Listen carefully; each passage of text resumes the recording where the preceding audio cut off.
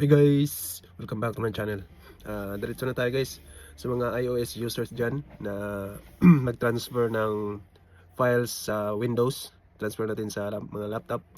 Tapos yung photo, pictures natin ay HEIC na format. At transfer natin sa Windows. Mahirap siya, hindi siya makita. So, kailangan pa i-convert to JPEG. So, may ipakita ko guys, madali lang ito at ito ipapakita ko yung application para ma-convert sa HEIC to JPEG format, okay?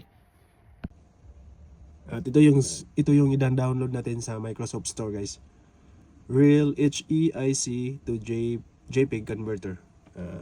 Nasa App Store lang siya sa Windows.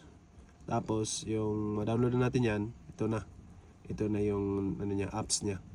So, i-drag and drop lang natin ang files na HEIC sa mga iPhones, galing sa iPhones na mga pictures. Tapos, convert lang kaagad dito. Napakadali lang guys dahil pwede natin sa isang folder lahat. Hindi na siya individual. Kahit marami pa, 500 plus pictures, isang add lang dito sa add files. Dali lang siya. So, yun lang guys. Tips lang. Real HEC to JPG converter. Yan lang guys, madali lang. Okay?